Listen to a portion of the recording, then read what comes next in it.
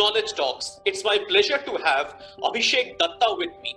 Abhishek Datta is the founder and CEO of Vivaron Education and the author of 2 books. So it's going to be an interesting one. Please watch this till the end. Hello, this is Abhishek Sengupta. Welcome back. Knowledge Talks. We are having Abhishek Datta. He is the founder and CEO of Vivaron Education and author of 2 books. Number 1, Achiever's Playbook, and number 2, Influence, Negotiate and Win. So it's going to be an interesting one. Please watch this till the end. Abhishek is a pioneer in business coaching. He has done many coachings about different topics. Negotiation is one of them. But tell me something. Like any other process, business process or a personal process, whatever you take it as, we require preparation. So in negotiation, in order to have a good and effective negotiation, do you think preparation or prior preparation is important? And if yes, how to do that? What are the stuff we should keep it in mind while preparing for negotiation? Could you enlighten us on this? Yes. Like you said rightly, preparation is key to success. Okay. And I will first discuss on that, and then I'll give you a contradicting viewpoint. So when you're preparing, say suppose you're going for a business negotiation, right? You need to know your numbers very well. You need to know what you want, right? You need to know what is important for your counterpart. The person sitting in front of you should feel important in the negotiation. If the person does not feel important, if the person feels neglected or forced, he will not take negotiation in the right spirit. So you have to know your asks, what you want. You have to know what your counterpart wants. Okay. And foremost and important, what is the market scenario at that point in time? So these are 3 key things. I need to know each and every aspect of that. But there is a contradicting viewpoint here, which I agree fully, is negotiation. In a negotiation, one has to be very, very nimble. Nimble means if something changes at the last moment, you cannot stick to your own guns. You have to manage the situation accordingly. You have to wiggle, waver, and go around the situation to get to where you want to go. So if you look at preparation, say on a scale of 1 to 10, 1 being least prepared and 10 being the maximum prepared, I think in any negotiation you can go about 6 or 7. That's the range that you can keep in preparation. Because if you're preparing too much, you would not be willing to understand the nuances of the emotions that are playing out in that negotiation. Because when we are over-prepared, we are so full of whatever thoughts we have in our mind that we're not very receptive with what the other person is saying. So while preparation is good, over-preparation can kill you in a negotiation. So always be on the lookout of those nuances or emotions, underlying thoughts, the synergies. Maybe suppose, for example, you're negotiating in a business and there are two individuals from the counterpart sitting in front of you. Now you have to understand the dynamics between those 2 people. The dynamics will always keep changing, right? So if one person is in a little favor, it's in favor of you, even for a little bit, you need to understand the dynamic. If the other person is stuck on one particular point because that point feels very important to the other person, how do you deal with the other person? So these are nuances that you cannot know until and unless you are on that negotiating table. So be open, be prepared, but do not prepare to such an extent that you close yourself out to any other influences or anything that you miss out from the negotiating table. So that's my viewpoint.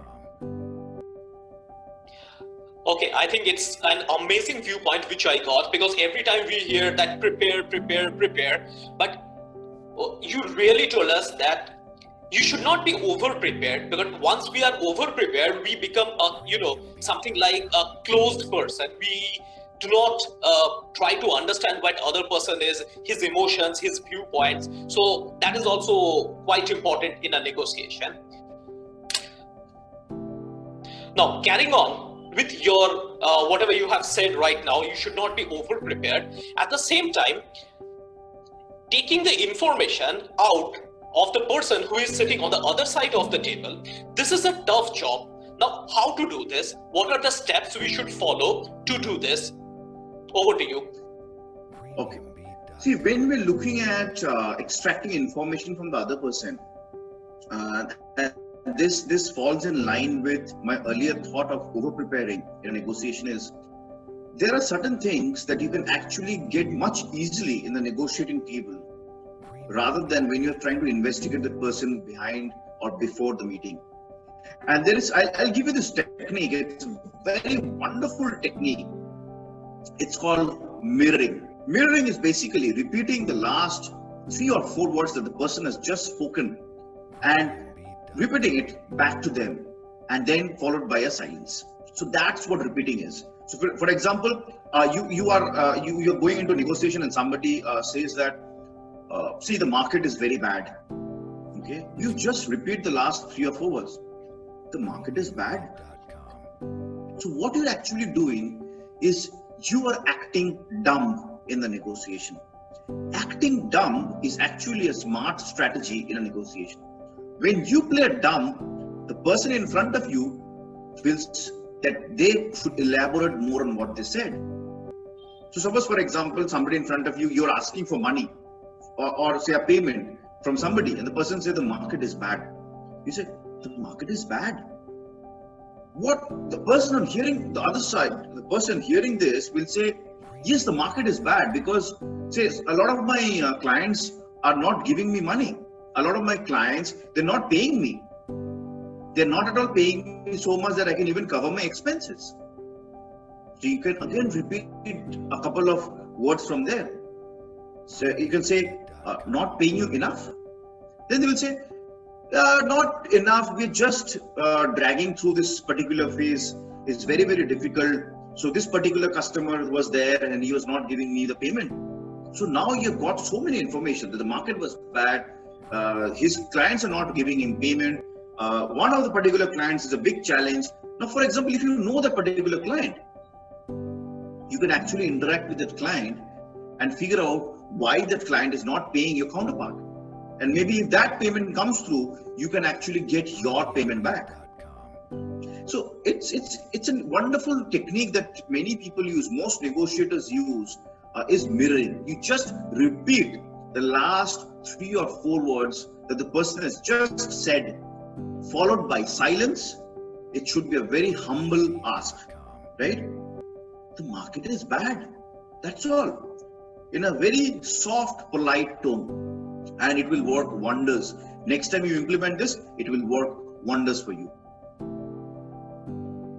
I think that's a great concept which you got. Being dumb in a negotiation. Being dumb will help the other person to explain the situation in a better way, and that's how we can extract some information from the other person. I think it's a great technique. I will use it with my clients next time. Thank you. Okay. Now, carrying on with... Please do use it and let me know. Yeah, I will.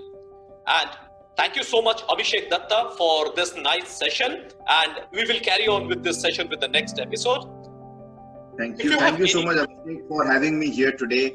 It's just a very good feeling to be able to talk to your audiences and reach new people. If I could have got at least few people interested in negotiation, I think this session would be very good and very enriching for me. Absolutely.